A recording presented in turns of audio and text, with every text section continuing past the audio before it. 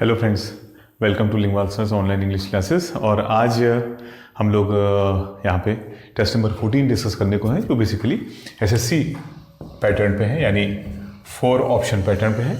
और टेस्ट आपको ऑलरेडी दिया गया है, जिसका लिंक इसी में सजेशन बॉक्स में आपको मिल जाएगा साथियों। और इसमें हम लोग जल्दी से इसका डिस्कशन शुरू करते हैं बगैर समय गवाए हुए। और आपका पहला उम्मीद करता हूँ कि ये पेपर आपका ठीक हुआ होगा, आपको इस डिस्कशन से फ़ायदा हो रहा होगा।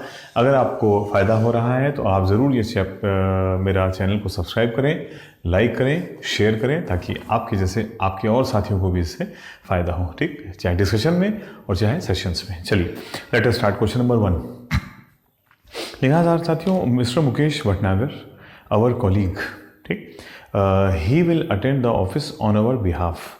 देखिए, सेंटेंस करेक्शन का सबसे इंपॉर्टेंट पॉइंट होता है सब्जेक्ट और वर्ब। तो क्या कोई मुझे बताएगा इसमें सब्जेक्ट और वर्ब क्या है साथियों? ठीक,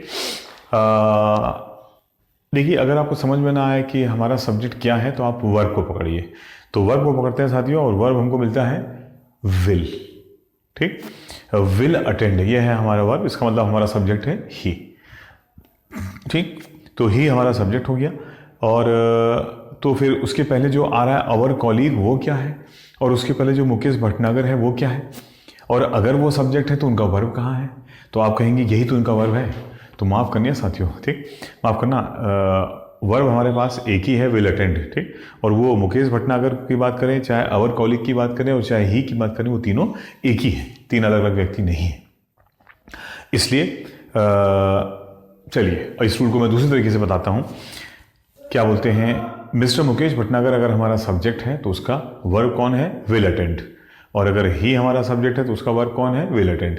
तो भैया या तो मुकेश भटनागर रखो या फिर ही रखो, या ये कहिए किसी भी नाउन के लिए प्रोनाउन तभी यूज होगा जब पहले वो नाउन आ चुका होगा, उस नाउन के बारे में पहले कोई बात हो चुकी होगी। यहाँ मुकेश भटनागर के बारे में कोई बात नहीं हुई है और हमने सीधे ही लगा दिया। तो बिल्कुल क्लियर है कि हमारा सब्जेक्ट है मिस्टर मुकेश भटनागर, और इसके बाद में उनको डिस्क्राइब करता हुआ एक दूसरा नाउन है, नाउन इन एपोजिशन भी बोलते हैं इसको आप कॉम्प्लीमेंट भी बोल सकते हैं, नाउन सब्जेक्ट कॉम्प्लीमेंट, जो भी है, मैं टेक्निकल नहीं जाना चाहता हूँ, लेकिन वो उसको डिस्क्राइब कर रहा है, डिस्क्राइबिंग नाउन भी कह सकते हैं, आवर कॉलीग। और फिर लग गया ही। भैया ही प्रोनाउन तभी आएगा जब उस नाउन के बारे में पहले बात हो चुकी हो, और अभी तक मुकेश भटनागर के लिए कोई बात नहीं हुई, तो ही यहाँ पे रिडंडेंट है, उसकी ज़रूरत नहीं है। तो हमारा आंसर आ गया, mister Mukesh Bhatnagar our colleague will attend the meeting on our behalf. ठीक, बिहाफ का मतलब हमारे, ठीक, प्रतिनिधित्व में, यानी हमारा प्रतिनिधित्व करते हुए। बिहाफ का मतलब हो गया उनकी ओर से, के की ओर से। ठीक है ना। फ्रेज होता है, देखिए क्या फ्रेज होता है, एक ऑन बिहाफ ऑफ, यानी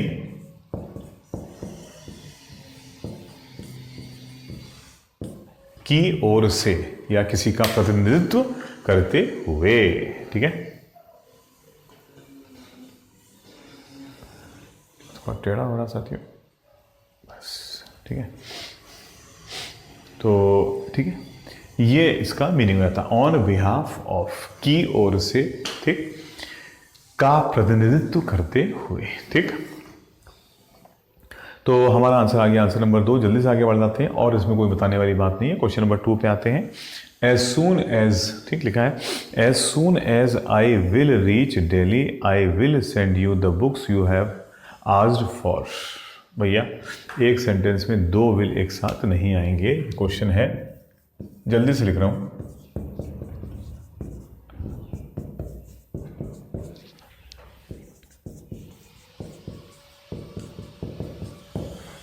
As soon as I will reach New Delhi, I will send you the books.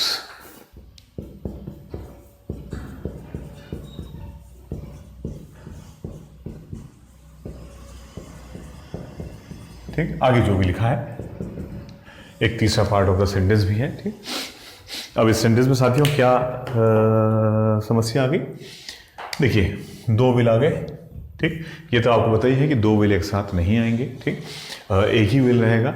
किस पे रहेगा, किस पे हटेगा, वो आपको पता ही है। ठीक, कंडीशनल पार्ट पे कभी भी, ठीक, एज सून एज क्या कर रहा है, कंडीशन क्रिएट कर रहा है। ठीक है। तो कंडीशनल पार्ट के साथ कभी भी विल का प्रयोग नहीं होता है। Condition part can't have will, खत्म, आप सीधा सीधा रूल लिख लो। Conditional part can't have will, conditional part में विल नहीं आ सकता है। और कंडीशनल में कंडीशनल होना चाहिए था इसको, मैं जरा सही कर देता हूँ, ठीक। तो कंडीशन का मतलब वो पार्ट जिसमें क्या लिखा हो, if, when, till, until, unless, ठीक, एज सून एज, ठीक है, और एटसेट्रा, इसी प्रकार के, यानी कोई भी ऐसा शब्द जो एक कंडीशन क्रिएट कर रहा हो, ठीक, उस वाले पार्ट में कभी भी क्या नहीं आ सकता है, विल का प्रयोग नहीं होगा। इफ के बाद जो सब्जेक्ट वर्ब आ रहा है उसमें विल नहीं आ सकता है, ठीक। व्हेन के बाद में जो सब्जेक्ट वर्ब आ रहा है उसमें विल का प्रयोग नहीं हो सकता है, ठीक। तो ये आपको पता ही होगा भाई। तो यहां पे वही हो गया, एज सून एज एक कंडीशन क्रिएट कर रहा था, तो ये वाला विल क्रॉस हो गया, ठीक। और यहां विल के बजाय क्या आ जाता है आपको पता ही होगा, V1, ठीक, या V5, यानी सिंपल प्रेजेंट, या ये लिखे सिंपल प्रेजेंट आ जाता है, यानी V1/V5 अकॉर्डिंग टू सब्जेक्ट। यहाँ पे आई लगा है तो आई के साथ में V5 नहीं आता बल्कि V1 आता है। तो ये रीच सही है। As soon as I reach New Delhi, जैसे ही मैं न्यू दिल्ली पहुंचूंगा, I will send you the books, मैं तुमको किताबें भेज दूंगा, which you have asked for. वहां पे एक तीसरा सब्जेक्ट वर्ब भी आ रहा साथियों, देखिए, यू हो गया सब्जेक्ट नंबर 3, हैव आस्क्ड हो गया वर्ब नंबर 3। तो क्या इन दोनों के बीच में एक कनेक्टर नहीं आना चाहिए, विच लगा दीजिए, विच जो तुमने मांगी थी। आस्क फॉर का मतलब डिमांड, ठीक, ठीक है साथी। आस्क फॉर का मतलब हो जाता है टू डिमांड, यानी कुछ मांगना, ठीक है, किसी से कुछ मांगना।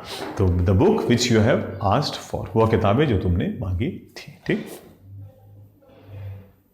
ठीक है साथियों।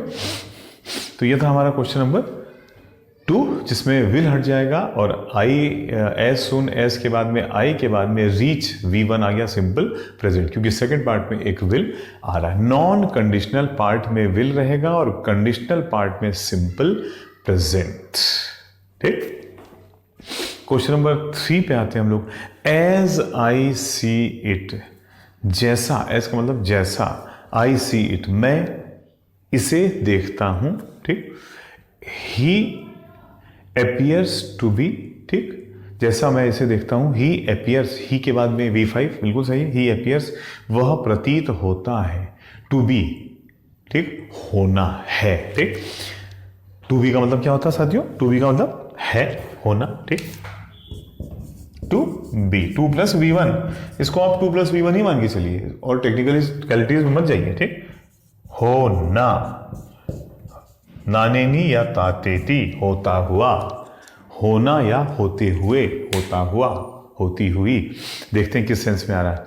एज आई सी इट, जैसा मैं इसे देखता हूं, ही एपियर्स टू बी, वह प्रतीत होता है, वह प्रतीत होता है, ठीक, वह प्रतीत होता है।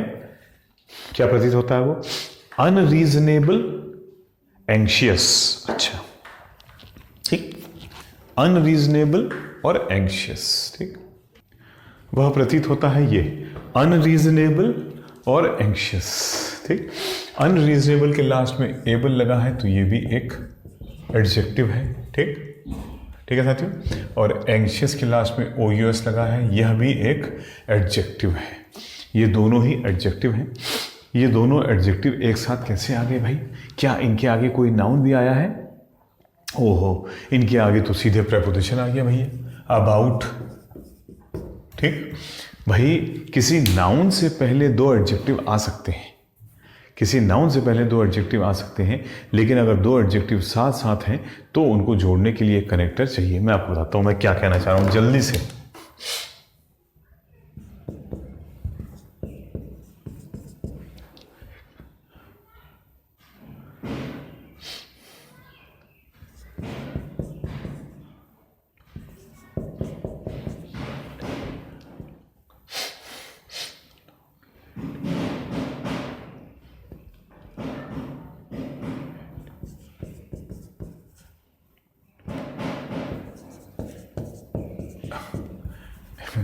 दूसरा लिखता हूँ।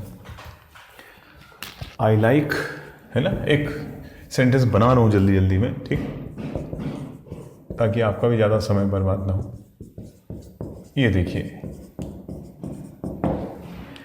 आई like long and, oh sorry, इसमें एंड ना भी हो चलेगा, ठीक।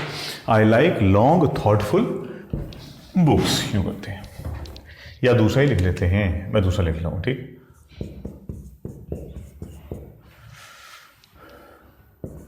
ये इसी को कर देता हूं, ये लीजिए साहब, ठीक है। आई लाइक लॉन्ग, काफी टाइम वेस्ट हो गया, सॉरी। आई लाइक लॉन्ग रेड कार्स, मैं पसंद करता हूं लंबी और लाल रंग की कारें, ठीक। आई हो गया हमारा सब्जेक्ट, लाइक हो गया हमारा V1, लॉन्ग हो गया हमारा एडजेक्टिव, रेड भी हो गया हमारा एडजेक्टिव, और कार्स हो गया हमारा नाउन, जिसके लिए दो एडजेक्टिव एक साथ आ रहे हैं बगैर कॉमा के, ठीक। लेकिन अगर हमको नाउन यूज नहीं करना और सिर्फ दो एडजेक्टिव यूज करने हैं, ठीक, तब हमको उनके लिए बीच में कॉमा या एंड कुछ ना कुछ लगाना पड़ेगा, मैं आपको बताता हूं, ठीक।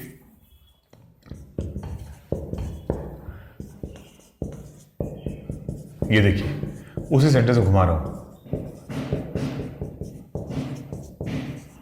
ये देखिए, देखा कमाल। ये देखो, दिस कार, ठीक, कार हो गया हमारा सब्जेक्ट, दिस हो गया हमारा एडजेक्टिव डिमॉन्स्ट्रेटिव, ठीक, क्योंकि वो डिमॉन्स्ट्रेट कर रहा है कि मैं कौन सी कार की बात कर रहा हूँ, ये वाली car, this that these those demonstrative adjective होते हैं, ठीक। दिस कार, इज हो गया हमारा verb, is a long adjective, लंबी है, एंड लगा है रेड, ये भी एडजेक्टिव है, बीच में एक कनेक्टर आ रहा है क्योंकि हमारे पास में कोई नाउन नहीं है इसके बाद में। अगर इसके बाद में नाउन होता तब हम बगैर कॉमा या कनेक्टर के लॉन्ग रेड लिख सकते थे, ठीक। ये एक छोटी सी बात है, बस जल्दी से अपने क्वेश्चन पे आता हूँ, इसको आप दोबारा देख लेना, ठीक। अब देखो question, he appears to be unreasonable anxious, और फिर सीधे अबाउट आ गया, जो अपने आप में एक प्रेपोजिशन है। कभी प्रेपोजिशन बनता है, कभी एडवर्ब बनता है, लेकिन यहाँ पे प्रेपोजिशन है, यानी यहाँ पे ये रूल लग रहा है नाउन नहीं आया है। अगर नाउन नहीं आया है तो दोनों एडजेक्टिव के बीच में एक कनेक्टर चाहिए होगा, ठीक। या तो आप करिए, ठीक, he appears to be unreasonable, और यहां पे लगा दीजिए एंड, ठीक है। या दूसरा काम आप क्या कर सकते हैं, इस अनरीजनेबल एडजेक्टिव को एडवर्ब में चेंज कर सकते हैं, क्योंकि एडजेक्टिव से पहले बिना कॉमा के एडवर्ब आ सकता है उस एडजेक्टिव के बारे में कुछ बताते हुए। तब ये क्या बन जाएगा, तब ये हो जाएगा, ये देखिए, LY में चेंज कर दिए, अनरीजनेबली एंशियस। घिचपिच हो रहा है, कोई बात नहीं, पढ़ने वालों की किताबों में अक्सर घिचपिच होता है, न पढ़ने वालों की कॉपियां बिल्कुल साफ साफ रहती हैं, ठीक है, तो ध्यान रखिएगा। या तो डबल एडजेक्टिव यूज करोगे तो करेक्टर लगाओगे, ठीक, नाउन के ना होने पर, या बेटर है कि हमने क्या किया, एंशियस को एडजेक्टिव रहने दिया और अनरीजनेबल में वाई लगा के उसको एडवर्ब में चेंज कर दिया। अनरीजनेबली एंशियस, जरूरत से ही ज्यादा चिंतित, ठीक है। टेक्निकल में समझा दिया मैंने आपको, वैसे भी क्वेश्चन आपने पकड़ ही लिया होगा, मतलब आप नॉन टेक्निकल जाएंगे तो भी इसको पकड़ सकते थे। As I see it, he appears to be unreasonable anxious, दो एडजेक्टिव आ जा रहे हैं बगैर किसी रेफरेंस के, कोई सेंस निकल के नहीं आ रहा है। अबाउट प्लीजिंग हिज वाइफ, यानी अपनी वाइफ को खुश करने के लिए वह अनरीजनेबल यानी अनौचित, जिसका कोई औचित्य नहीं, अतार्किक, और एंशियस का मतलब चिंतित, अतार्किक और चिंतित रहता है, या बोलिए अतार्किक रूप से। और अगर आप से लगा रहे हैं तो वो चेंज हो जाता है किसमें, LY में चेंज होकर एडवर्ब बन जाता है। भैया ये ST है, टेस्ट है ये, ठीक है। इसमें हम बहुत डिटेल में अगर ये क्वेश्चन बताने लगेंगे तो पूरा आधा घंटा लग जाएगा उसको समझाने में, ठीक। मेरे ख्याल से आप रिवाइंड करके दोबारा देख सकते हैं, समझ गए होंगे जितना मैंने बता दिया, ठीक। अनावश्यक रूप से अगर आप लगाओगे तो LY करोगे, और अगर आप लिखोगे अनावश्यक, अतार्किक और परेशान रहता है, तब आप दोनों के बीच में और एंड लगा रहे हो। ठीक है, तो ये था हमारा क्वेश्चन नंबर 3 साथियों। अनरीजनेबली एंशियस कर देंगे या अनरीजनेबल एंड एंशियस कर देंगे, गलती 2 नंबर में मिलेगी। Question number 4, I finished my assignment before we reached his wedding with great difficulty because of heavy traffic. Detail में नहीं जानता हूं, क्वेश्चन आपने पकड़ ही लिया होगा। बिफोर को अंडरलाइन कर दो, ठीक, ये ओरल में किया जा सकता है। बिफोर आ रहा है, फिनिश्ड के नीचे V2 लिख दो सिंपल पास्ट, और V के बाद में रीच्ड के नीचे भी V2 लिख दो सिंपल पास्ट, यानी 2 सिंपल पास्ट आ गए हैं और बिफोर लगा है, तो क्लियर है बिफोर से पहले वाली घटना हो चुकी है। पास्ट में 2 वर्ब आ रहे हैं, तो जो हो चुकी है या हो चुका था उस पे पास्ट परफेक्ट यानी हैड प्लस V3 लगकर क्या हो जाएगा, हाँ, very smart. I had finished my assignment, मैं अपना टास्क खत्म कर चुका था before we reached his wedding, उसकी शादी में जाने से पहले ही मैं अपना काम खत्म कर चुका था। तो वो हो गया हैड फिनिश्ड पास्ट परफेक्ट, और जो दूसरी वाली घटना है उसकी वेडिंग में हम बाद में पहुंचे तो वो V2 सिंपल पास्ट।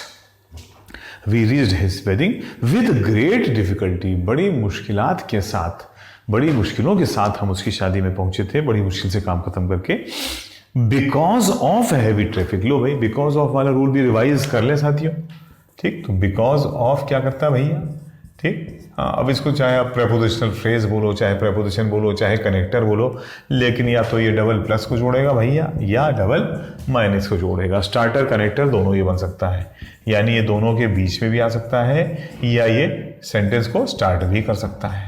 ठीक है, ये मेरी लैंग्वेज है बॉस, ये लैंग्वेज आपको टेक्निकल या आपको ग्रामेटिकल किताब में नहीं मिलेगी, ठीक। ये मेरी लैंग्वेज है। आप बिकॉज ऑफ से सेंटेंस स्टार्ट करोगे तो आपको 2 प्लस या 2 माइनस सेंटेंस मिलेंगे, ठीक। एक कंप्लीट नहीं मिलेंगे, इनकम्प्लीट मिलेंगे, वो बात की बात है कैसे इसको करते हैं, लेकिन 2 सेंटेंस मिलेंगे, 2 बातें मिलेंगी, दोनों या तो प्लस होंगी या दोनों माइनस होंगी। और अगर बिकॉज ऑफ बीच में आ रहा होगा 2 सेंटेंसेस के, तो उसके दोनों तरफ प्लस या दोनों तरफ माइनस सेंटेंसेस होंगे, जैसे यहां पे आ रहा है। बिकॉज ऑफ के बाद में लिखा है हैवी ट्रैफिक, बहुत भीड़ थी, ये तो भाई नेगेटिव बात होगी, बहुत ट्रैफिक था, ठीक। तो उसके पहले क्या लिखा है, बिकॉज ऑफ डिफिकल्टी, तो भैया डिफिकल्टी के नीचे माइनस लगाओ, और बिकॉज ऑफ के बाद में हैवी ट्रैफिक के नीचे भी माइनस लगाओ, के कारण। बिकॉज ऑफ का मतलब क्या होता है, के कारण, ठीक। तो वो एक एक्स्ट्रा बात मैंने आपको बता दी। तो सेंटेंस हमारा ये रहा। नंबर 5 पे आते हैं, ये तो बच्चों वाला क्वेश्चन है। We were living in Canada for around 8 years, around का मतलब लगभग, ठीक। तो उससे कोई डायरेक्ट लेना देना नहीं है। फॉर 8 years के नीचे लिख दो ड्यूरेशन। फॉर सिंस आ गया है मेरे भाई, तो प्रेजेंट परफेक्ट कॉन्टिन्यूस होना चाहिए, अगर कोई और टाइम पास्ट या फ्यूचर का नहीं लिखा गया है तो ये हो जाएगा, आप समझिए गए होंगे। We have been living in Canada, हम कनाडा में रहते चले आ रहे थे। For around, sorry, we have been living in Canada, अगर कुछ और नहीं लिखा तो हम उसको प्रेजेंट परफेक्ट कॉन्टिन्यूस मानेंगे। We have been living in Canada for around 8 years, हम कनाडा में रहते चले आ रहे हैं लगभग 8 साल से। क्वेश्चन नंबर 6, आंसर आ गया 1, 5th का है। 6th पे आते हैं, लो बिकॉज ऑफ का नाम लिया और वो हाजिर हो गया, ठीक। आइए इसको कर लेते हैं हम लोग क्वेश्चन नंबर 6 को, ठीक है। लिखा है वही बिकॉज ऑफ वाला रूल आ गया, इस बार बिकॉज ऑफ स्टार्टर आ गया, देखिए। उसके बाद में 2 प्लस या 2 माइनस सेंटेंस होंगे। Because of the bad weather, पहला पार्ट माइनस हो गया, कॉमा, सब्जेक्ट वर्ब देखिए ये आया दूसरा। We had to stay, had to करना पड़ा, ठीक है। क्या लिखा है मैंने आपको, हैव, हैज, हैड टू का मतलब क्या होता है, हैव, हैज, हैड के साथ में क्या लगा हो, अगर टू लगा होगा तो उसका मतलब क्या होता है, कंपल्शन, ठीक है, बाध्यता, है ना, पता ही है आपको ये बात। बाध्यता एक प्रकार की, थोड़ा सेंस इसका नेगेटिव होता है, यानी वो काम जो हम मजबूरी वश कर रहे हैं, we don't want to do it but we have to, लेकिन हमको वो करना पड़ेगा। ठीक है, तो देखिए नेगेटिविटी पहले ही आ गई। Because of the bad weather, already एक नेगेटिव सेंटेंस आ गया। वी हैड टू स्टे, हमको स्टे करना पड़ा डैश दिस होटल, होटल में ही हमको स्टे करना पड़ा, यानी हम कहीं घूमने नहीं जा पाए, तो डबल नेगेटिव आ गया। ठीक, तो अब देखते हैं आंसर क्या बहरहाल। ये तो फिल इन द ब्लैंक्स हैं यहाँ पे, तो 4 प्रपोजिशन दिए हुए हैं। We had to stay in the hotel, हो सकता है हमको होटल में ही रहना पड़ा। ऑफ द होटल का मतलब है हमको होटल के बाहर रहना पड़ा, तो भैया कहाँ, लॉन में या घास में सो गए थे, कोई सेंस निकल के नहीं आया। ठीक, कट गया। तीसरा कहता है we have to stay above the hotel. Above का मतलब है होटल के ऊपर, यानी ऊपर, होटल के ऊपर भी कुछ दूरी छोड़ के, तो क्या भैया हेलीकॉप्टर पर रुक गए थे। ठीक, तो अबव द होटल भी कट गया। और ऑन द होटल का मतलब है होटल की छत पे रहना पड़ा। क्यों भाई, ऐसी क्या मजबूरी थी कि जो है मौसम खराब था तो हम होटल के अंदर न रहकर होटल की छत पे चले गए, कोई सेंस निकल के नहीं आया। आंसर आ गया, answer number 1, question number 7। Comply के साथ हमेशा क्या आता है, विथ।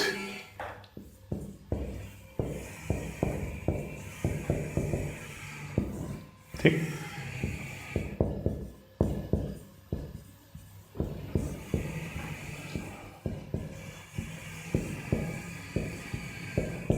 ठीक है, कंप्लाई विथ।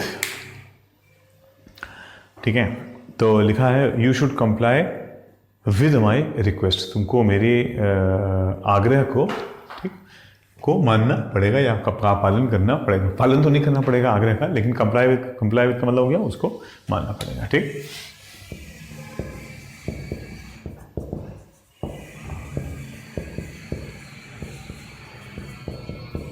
ये 3 होते हैं, तीनों का मतलब एक ही होता है। ठीक, बात मानना, पालन करना। ठीक, कंप्लाई के साथ में विद लगता है, मैंने पहले ही बताया किसी एक एसटी में। ठीक, कंप्लाई के साथ में विद लगेगा। ठीक, एबाइड के साथ में बाय लगेगा और अधेयर के साथ में टू लगेगा। तीनों का मतलब होता है नियम का पालन करना या कही गई बात को मानना। ठीक है, तो साथियों यहाँ पे आ गया you should comply with my request. ठीक है, नोट कर लिया, नहीं तो रिवाइंड करके नोट कर लेना, टाइम वेस्ट नहीं करूंगा। नंबर 8 पे आते हैं। Suresh has joined a dash course, 2 years course apostrophe S, 2 years course S लगा है, 2 year कोर्स और 1 years कोर्स। ठीक, अब चारों की डिटेल में मैं नहीं जा रहा हूँ, सीधा सीधा आपको रूल से बता रहा हूँ, बात खत्म हो गई। जब भी ऐसे कुछ लिखा हो, ठीक, कि देखिए, या चलिए लिखिए देता हूँ 2 year कोर्स। ठीक,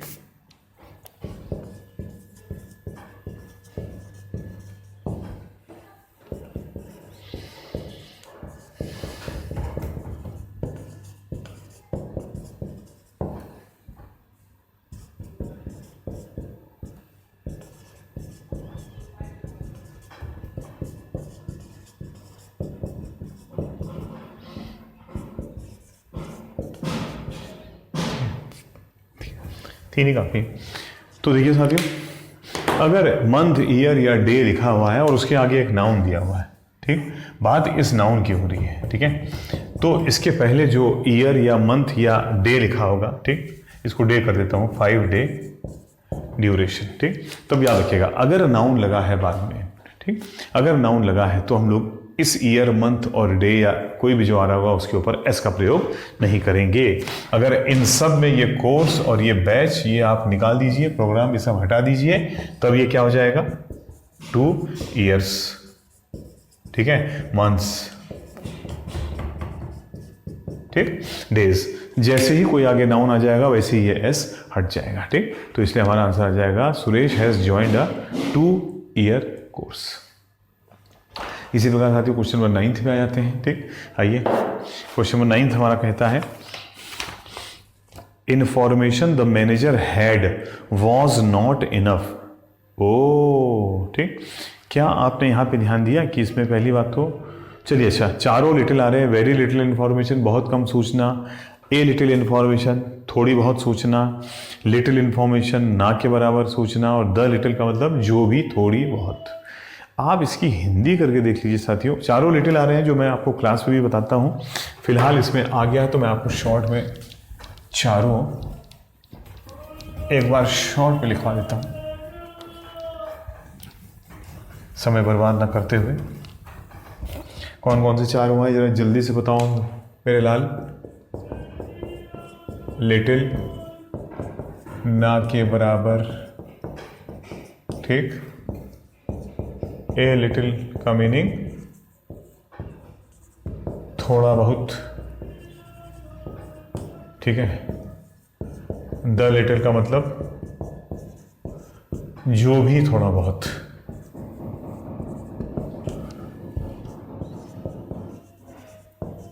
जो भी थोड़ा बहुत। और चौथा इसमें क्या लिखा है? वेरी लिटिल, बहुत कम। ये तो अलग ही होता है, इससे कोई डायरेक्ट लेना देना नहीं है। ये तीनों का एक रूल होता है, वेरी लिटिल, बहुत कम। पहले तो आप आंसर निकाल लीजिए। लिटिल हो गया ना के बराबर, सेंस नेगेटिव। अ लिटिल हो गया थोड़ा बहुत, सेंस पॉजिटिव। द लिटिल का मतलब है जो भी थोड़ा बहुत, सेंस न्यूट्रल। पॉजिटिव नेगेटिव दोनों तरह के सेंटेंसेस में आ सकता है। लिटिल नेगेटिविटी देता है सेंटेंस को, अ लिटिल पॉजिटिविटी देता है। और द लिटिल सेंटेंस के ऊपर डिपेंड करेगा, पॉजिटिव नेगेटिव दोनों सेंस में आ सकता है। वेरी लिटिल का मतलब हो गया बहुत कम, डिपेंड करता है सेंटेंस में क्या कहा जा रहा है। आइए सेंटेंस पढ़ लेते हैं। तो सेंटेंस लिखा गया है इन्फॉर्मेशन द मैनेजर हैड, ठीक। अगर आप ध्यान से देखेंगे तो यहाँ पे हैड के बाद में वॉज आ रहा है। तो भाई ये तो नहीं कह सकते हैं कि हैड हेल्पिंग वर्ब है और वॉज मेन वर्ब है, क्योंकि हैव, हैज, हैड के बाद में तो सिर्फ वर्ब का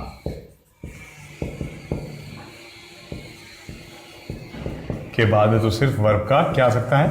थर्ड फॉर्म आ सकता है। और यहाँ पे क्या आ रहा है? वॉज आ रहा है, जिसको हम लोग एज V2 तो यूज कर सकते हैं, लेकिन एज V3 यूज नहीं कर सकते हैं, ठीक। हैज वर्ब का सेकेंड फॉर्म बन सकता है, ही वॉज, ठीक। He was a good person, वह एक अच्छा व्यक्ति था, तो इसको सिंपल पास्ट माना जा सकता है। लेकिन निश्चित रूप से ये थर्ड फॉर्म नहीं है। इसका मतलब क्लियर है कि द मैनेजर हैड अपने आप में एक अलग सेंटेंस है, और ठीक, वॉज नॉट इनफ अपने आप में एक अलग वर्ब आ रहा है। वॉज नॉट इनफ मतलब वॉज वर्ब है, नॉट एडवर्ब है, और इनफ जो है वो एडजेक्टिव है, ठीक। तो इनका सब्जेक्ट कौन है? इनका सब्जेक्ट कौन है? मैनेजर। मैनेजर के लिए तो हेड आ गया। तो वॉज नॉट इनफ किसके लिए आ रहा है? इन्फॉर्मेशन के लिए। अब इसकी हिंदी कर लेते हैं। Information was not enough, information सूचना पर्याप्त नहीं थी, और द मैनेजर हैड का मतलब है मैनेजर के पास थी, तो इसकी हिंदी बन रही है वेरी लिटिल का मतलब है बहुत कम सूचना मैनेजर के पास थी, पर्याप्त नहीं थी। सेकंड कह रहा है अ लिटिल, थोड़ी बहुत सूचना मैनेजर के पास थी, पर्याप्त नहीं थी। ना के बराबर सूचना, तीसरा कहता है ना के बराबर सूचना मैनेजर के पास थी, पर्याप्त नहीं थी। और चौथा कहता है the little information the manager had, जो भी थोड़ी बहुत सूचना मैनेजर के पास थी वॉज नॉट इनफ, वो पर्याप्त नहीं थी। इसलिए हमारा आंसर आ गया answer number 4, the little information. Question number 10, it is dash, यह डैश है दैट की, दैट के नीचे की लिखो, की दोज वे लोग या वो, हु रिलेटिव प्रोनाउन जो, एक्सपेक्ट क्लेमेंसी माफी, और क्या कहेंगे इसको, माफी और उदारता, ठीक। Those who expect clemency from others, जो दूसरों से उदारता माफी एक्सपेक्ट करते हैं। आर सेल्डम, कम ही होते हैं, मर्सीफुल ममतापूर्ण, देमसेल्व्स, क्लेमेंसी और मर्जी दोनों सिनोनिम्स होते हैं।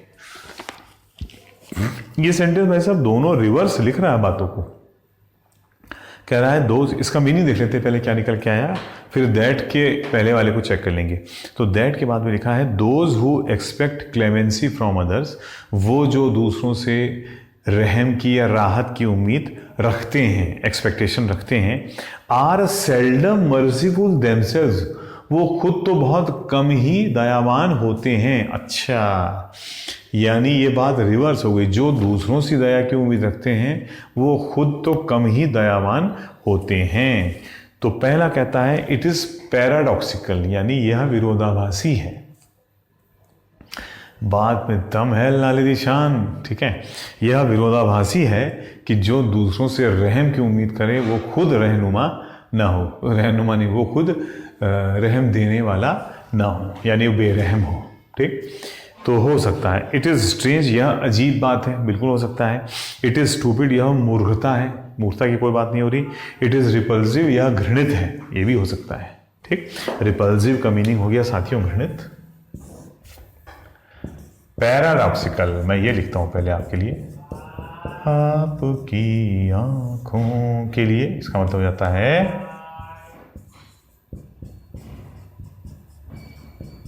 विरोधाभासी। ठीक, इंग्लिश में कहते हैं आयरनी, इंग्लिश में कहते हैं कॉन्ट्रडिक्शन।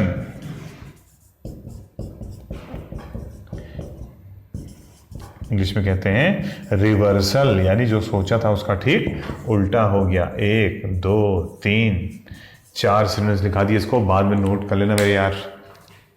ठीक है, ठीक है साथियों। तो मीनिंग क्या निकल के आया, तो भाई बेस्ट आंसर क्या निकल के आ गया, सही बात है। सबसे अच्छा आंसर इसमें ये विरोधाभास भी है, ये स्ट्रेंज, ये अजीब बात भी है, स्टूपिड तो खैर नहीं है। चौथा ये घृणित बात भी है। रिपल्सिव का मतलब क्या होता है, घृणित, है ना, पता ही होगा आपको, नहीं मालूम तो आप लिख लीजिए भाई। दिख रहा है रिपल्सिव, नहीं दिख रहा, हाँ रिपल्सिव दिख रहा है। ठीक, हिंदी में क्या बोलते हैं, घृणित। ठीक, घृणित भूल गया मैं कैसे लिखते हैं। ठीक है, इंग्लिश में लिख लो आप, हेटेड, यानी जिससे सब नफरत करते हों। घृणित शायद यूं लिखेंगे ना, घृणित, ये तो श हो गया यार, चलो मैं भूल गया, जैसा भी लिखते हो आप लिख देना। ठीक है, ठीक है, सॉरी सॉरी, जल्दबाजी में थोड़ा कन्फ्यूजन हो गया। ठीक, तो जो क्या सेंस निकल के आया, जो घृणित है यह बहुत घृणित बात है। तो भैया सही बात है, यह घृणित भी है, यह अजीब भी है, लेकिन बेस्ट आंसर 1 है, क्योंकि यह विरोधाभासी बात है। खुद उनके अंदर रहम नहीं है, लेकिन दूसरों से वो रहम की उम्मीद करते हैं। खुद उनके अंदर दया नहीं है, लेकिन दूसरों से वो दया की उम्मीद करते हैं। ये उनके चरित्र का विरोधाभास है। ठीक, क्वेश्चन नंबर 11 पे आ जाते हैं साथियों हम लोग। इनएलेक्टेबल, इसका क्या बनाता नाम, हमको सिनोनिम बताना है। अच्छा, इनइलेक्टेबल का मतलब जाता है, इनइलेक्टेबल का मतलब जाता है, बिल्कुल सही है, इररिमूवेबल, जिसको हम हटा नहीं सकते हैं।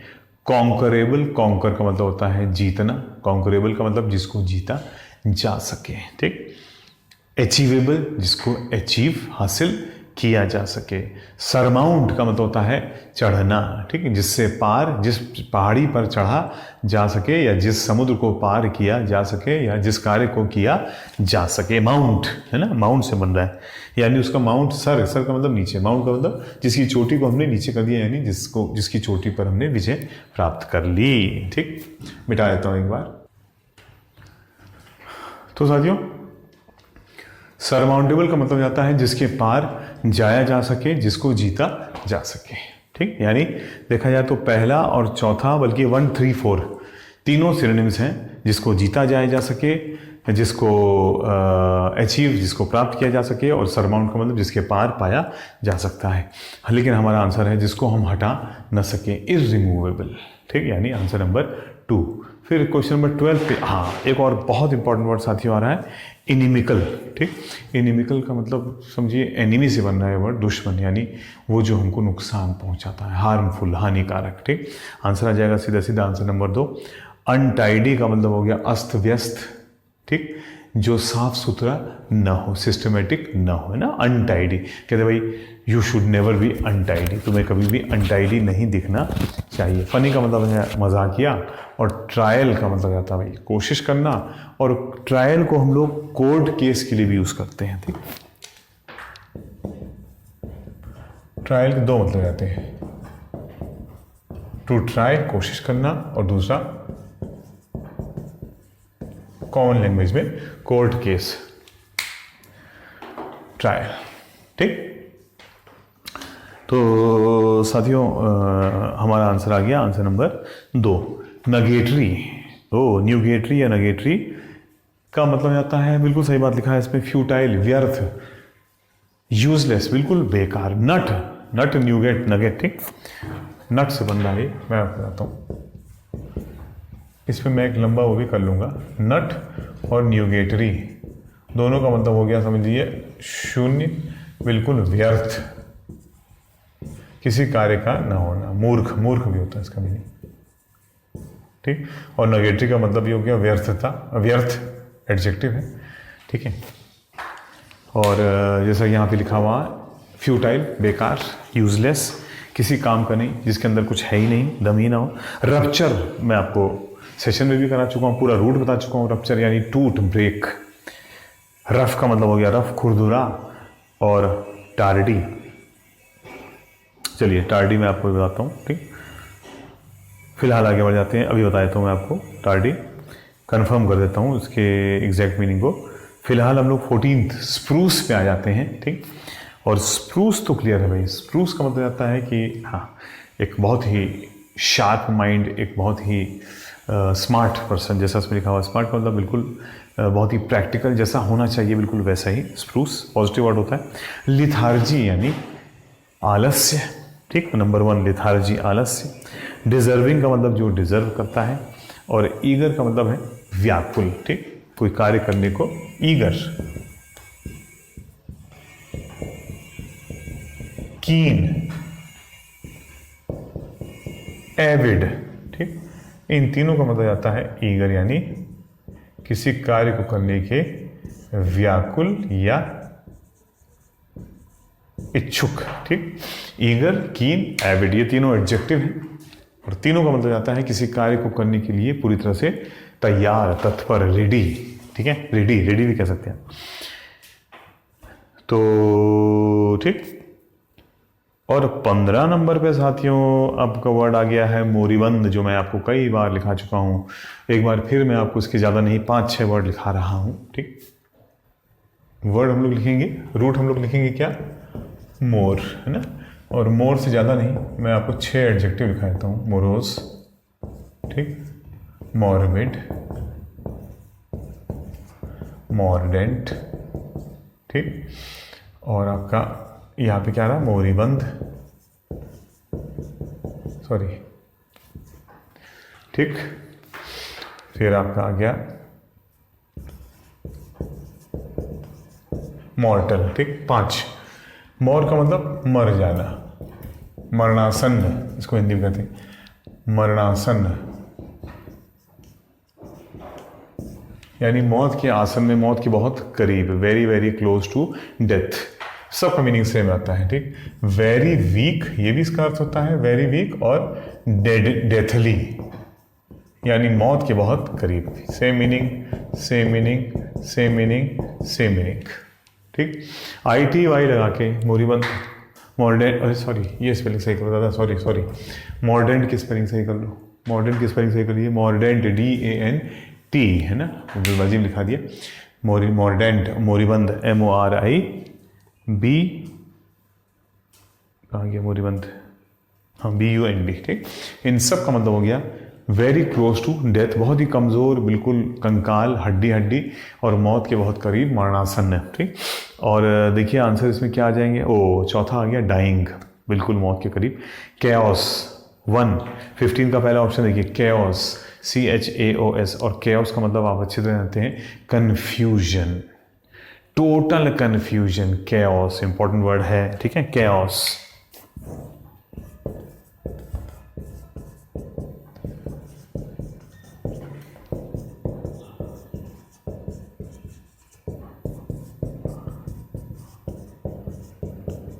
पूर्ण अव्यवस्था हिंदी में क्या हो जाएगा,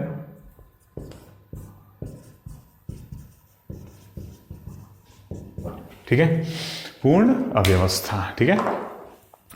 और कंक्लूसिव का मतलब है निष्कर्षात्मक, नाम से समझ में आ रहा है। वर्च्यू का मतलब हो गया भाई बहुत ही अच्छे गुण, है ना, 2 फ्रेज होते हैं, वर्च्यू एंड वाइस, एक दूसरे के एंटोनिम से साथियों, याद रखना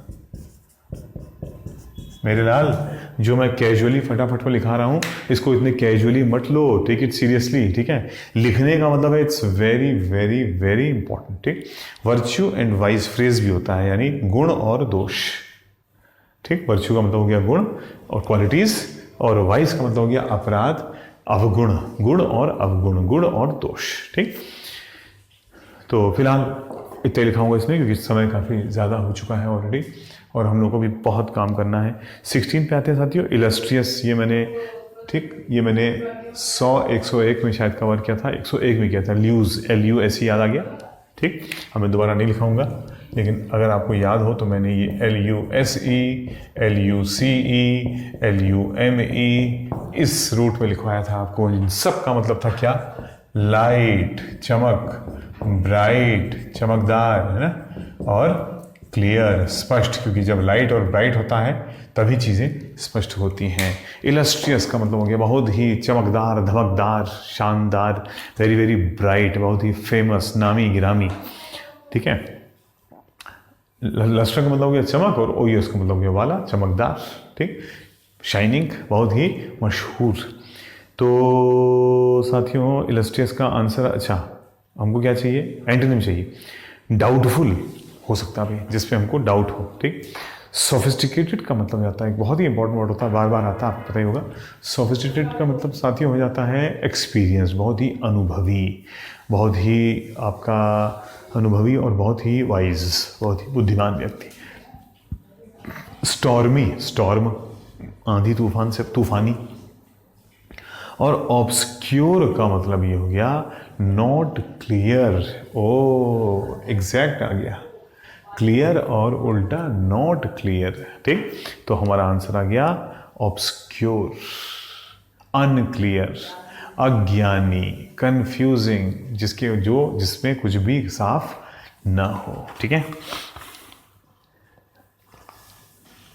17 नंबर पे इतना इंपॉर्टेंट वर्ड है कि मैं आपसे क्या बताऊं, इम्प्यूडेंट।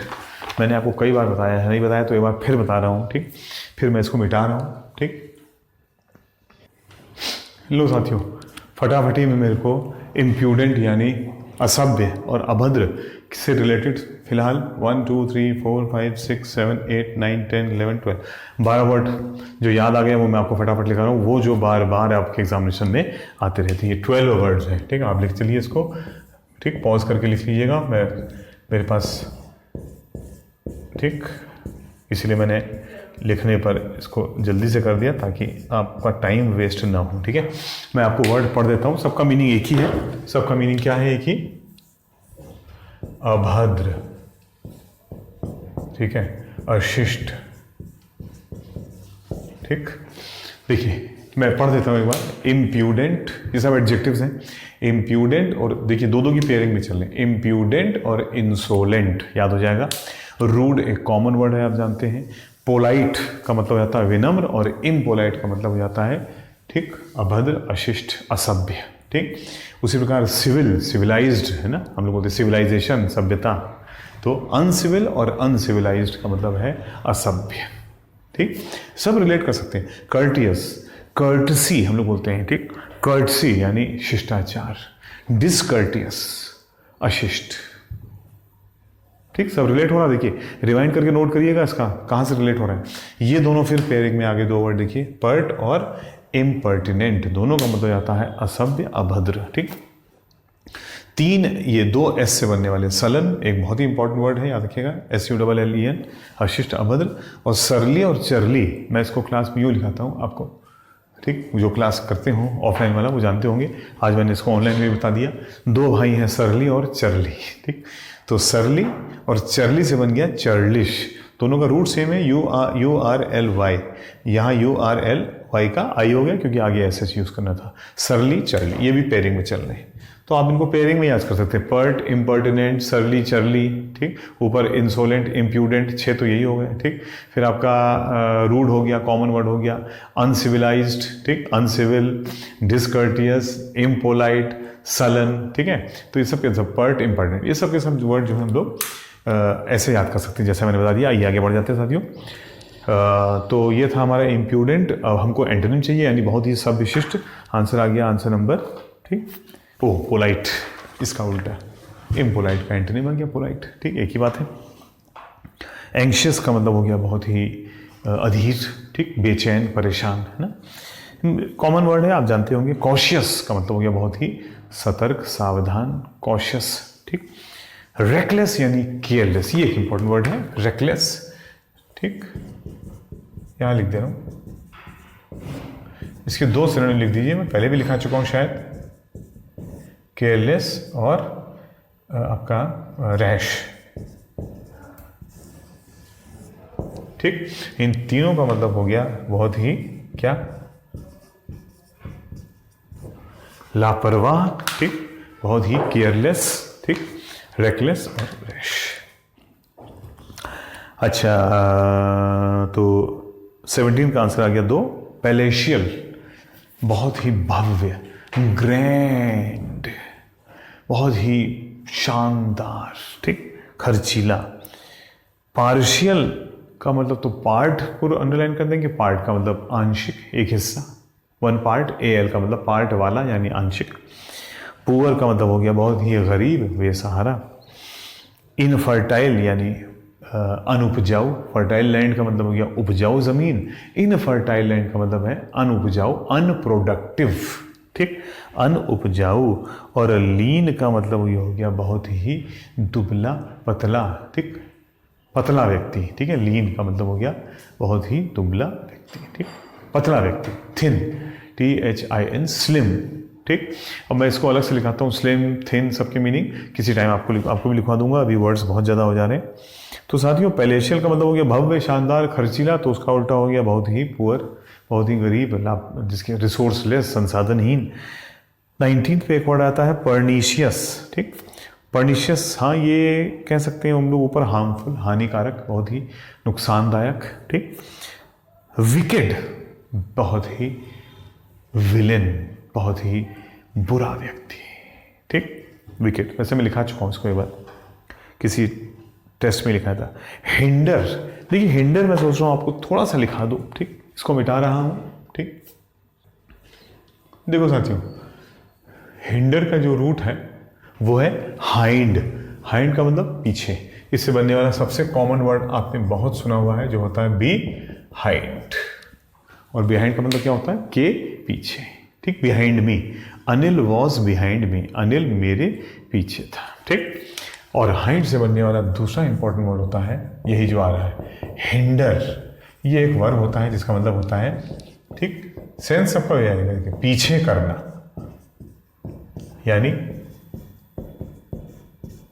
आगे ना जाने देना, बाधित करना, इसका मतलब ऑब्स्ट्रक्ट, किसी का रास्ता रोकना, ठीक।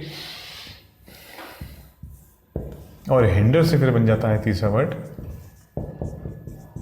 हिंड्रेंस, ANC लगाकर ये नाउन में परिवर्तित हो गया, और इसका मतलब जाता है पीछे करने की अवस्था, यानी बाधा, ठीक है। ये ऑब्स्ट्रक्ट अपने नाउन फॉर्म में चेंज होकर क्या बन जाएगा, ऑब्स्ट्रक्ट के आगे क्या लगा दिया, देखिए ये TION रख के, ऑब्स्ट्रक्शन, हिंड्रेंस, बाधा, ठीक। तो हाइंड से बनने वाली 4 इंपॉर्टेंट वर्ड। हाइंड स्वयं में एक वर्ड होता है, एडजेक्टिव होता है एक,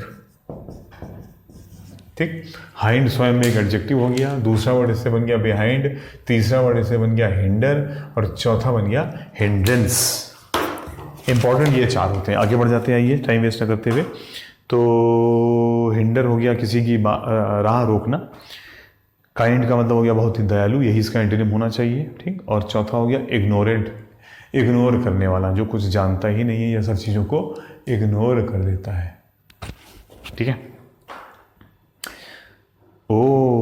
20 नंबर पे आ गया ज़ेनी, यानी जैसा कि इस पर लिखा है, देखिए इसका एंटोनिम देखिए, सीरियस। ज़ेनी का मतलब ये होगी कि बहुत ही स्वच्छंद, ठीक है, बहुत ही क्या कहते हैं उसको हिंदी में, चंचल, ठीक, यानी बहुत ही एक एक्टिव और एक डायनेमिक और एक, ठीक है, एक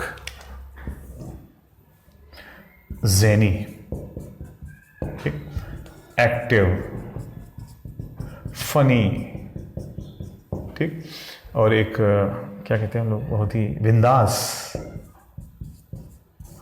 बिंदास और स्वच्छंद, देखिए ऐसे कुछ लिखते हैं स्वच्छंद को, और चंचल यानी जो कहीं बैठ ना पाए, एक्टिव, फनी, ठीक, खूब हंसी मजाक, हंसमुख, ज़ेनी। और उसका एंटोनिम हो गया सीरियस, गंभीर, बहुत ही गंभीर व्यक्ति, ठीक है।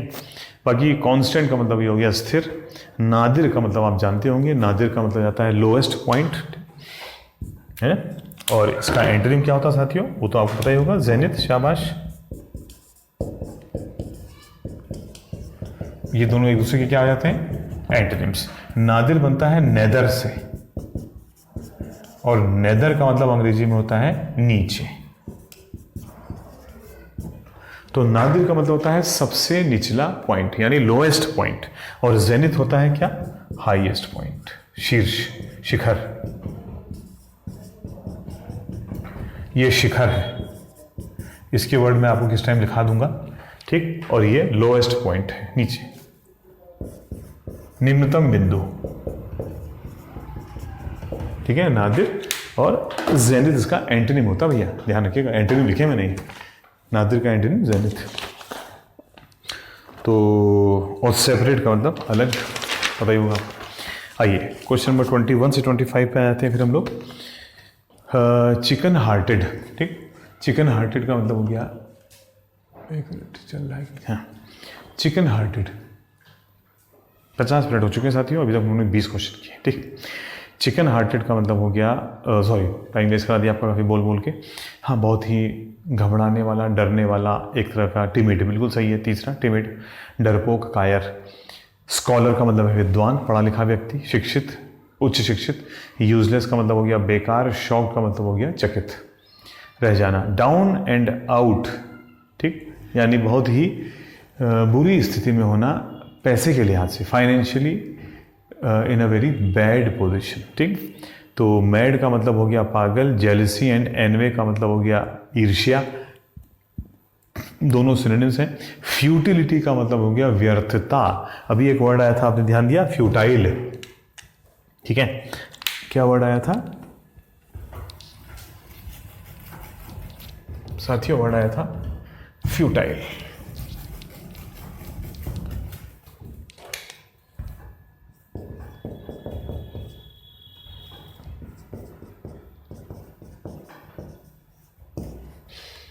और ये इसका नाउन बन रहा है फ्यूटिलिटी, यानी व्यर्थता।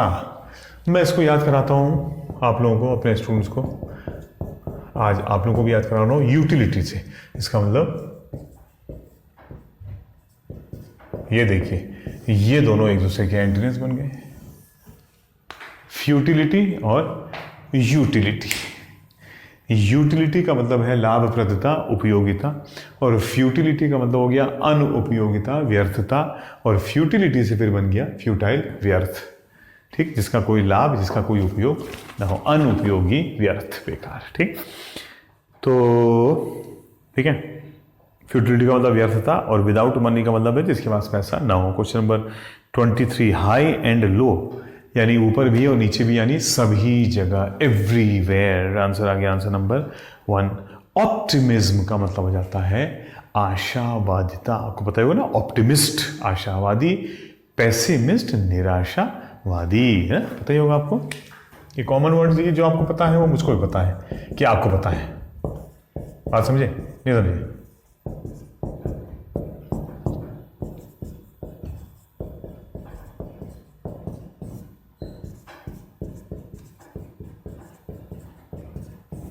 जो आपको पता है वो मुझको भी पता है कि आपको पता है। जो आपको पता है वो मुझे पता है कि आपको पता है। तो वो मैं क्यों लिखा हूं, इसीलिए मैंने जल्दी से लिख दिया। ऑप्टिमिस्ट आशावादी, पेसिमिस्ट निराशावादी, स्पेलिंग की वजह से लिख दिया। आइए आगे बढ़ जाते हैं। हिपोक्रेसी, ये एक इंपॉर्टेंट वर्ड है, ये आपको पता ही होगा। यानी हिपोक्रेसी का मतलब हो गया, ठीक, हिपोक्रेसी का मतलब हो गया, ठीक, पाखंड, ठीक, ढोंग, पाखंड, ढोंग, दिखावा, ठीक, ठीक है। इंग्लिश में बहुत सारे सिनोनिम्स बन जाते हैं इसके। प्रेटेंस आप कह सकते हैं, मैं एक सिंपल लिखा देता हूं आपको।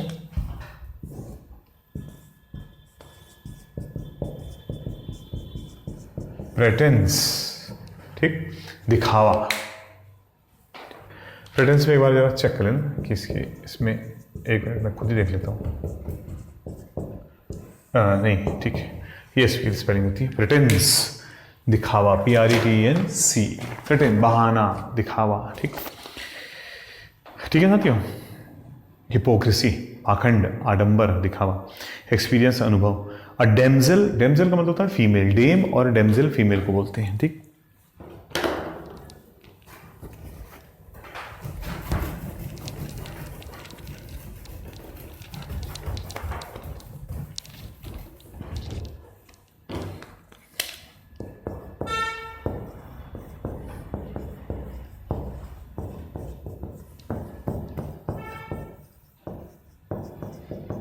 महिला, लड़की, ठीक।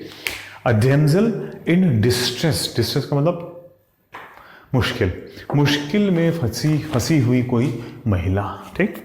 तो अब देखते हैं क्या, पहला अ हेल्पलेस वुमेन हो सकता है, एक लाचार महिला। एन अगली वुमेन, कोई लेना देना नहीं। A women whose husband, husband से कोई मतलब नहीं। और a strong lady who can cope with all difficult situations easily, एक मजबूत महिला, अगर मजबूत होती तो फिर वो मुसीबत में कैसे फंस जाती है, ऐसे लिखा हुआ। तो ठीक, तो इसमें ये हो जाती है कंफ्यूज लेडी, एक परेशान लेडी, एक कमज़ोर लेडी जो फंस गई है और जिसको फिर कोई सहारा चाहिए कि उसको उस मुसीबत से बाहर ला सके, ठीक। तो इन चारों में आंसर 1। और 25 पे आया था भैया गॉड्स एप, बंदर हो बंदर, हम बोलते नहीं बोलते हम लोग, ठीक। ये क्या लंगूरों वाली हरकत है, क्या बंदरों वाली बात कर रहे हो भाई, नकलची बंदर, ठीक। यानी गॉड्स एप का मतलब हो गया, जो आंसर नंबर 2 निकल के आ रहा है, अ बॉन्ड फूल, मूर्ख, गधा, ठीक। किसी काम में जैसे हम लोग बोलते गधे हो, ठीक है, गधे हो का मतलब मूर्ख हो, तो इंग्लिश में हो गया गॉड्स एप, ठीक। तो आंसर आ गया आंसर नंबर 2। क्वेश्चन नंबर 26 पे आते हैं साथियों। Since 2009 there is no cyclone there. ओहो, घुमा दिया क्वेश्चन ने साथियों, घुमा दिया। आप भी कंफ्यूज हो गए कि इसका आंसर आखिर जो लिखा गया वो सही क्यों नहीं है, क्योंकि सिंस 2009 वहाँ नहीं बल्कि लास्ट में आना चाहिए, अगर आ जाता तो आप पकड़ लेते हैं। लेकिन कई बार फॉर और सिंस को एंड के बजाय बिल्कुल स्टार्टिंग में डाल देते हैं। तो ये क्वेश्चन, ठीक, सिंस 2009 की वजह से जहाँ भी फॉर या सिंस आ गया वहाँ हैज़ हैव हैड तो आना ही आना है। और यहाँ एक ही ऑप्शन है हैज़ हैव हैड का, और वो है has been. There has been no cyclone there. आप कह रहे होंगे कि फॉर सिंस आया है तो प्रेजेंट परफेक्ट कॉन्टिन्यूस होना चाहिए, बिल्कुल होना चाहिए। 90% फॉर सिंस के साथ में प्रेजेंट परफेक्ट कॉन्टिन्यूस बनता है, लेकिन साथियों 10% फॉर सिंस के साथ में प्रेजेंट परफेक्ट भी बन सकता है। इसीलिए हमारा बेस्ट आंसर आ गया answer number 2, there has been, क्योंकि हैज है वाला कोई आंसर है ही नहीं। और Neha probably, Nisha probably would have caught up the bus by now. By now, पहली बात तो इसमें इंपॉर्टेंट है बाय नाउ, अब तक। बाय प्लस टाइम का मतलब होता है, मैंने आपको लिखवाया है, नहीं लिखवाया तो अब लिख लो भाई। टाइम का मतलब होता है उस समय तक, यानी अगर लिखा है बाय संडे तो उसका मतलब हो गया संडे, क्या मतलब हो गया, संडे तक, ठीक है। बाय नाउ का मतलब हो गया अब तक।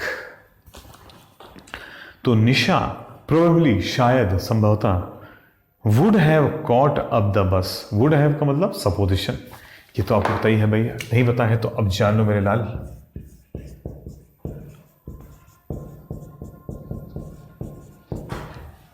इसका अर्थ क्या हो जाता है, सपोजिशन, ऐसा होता,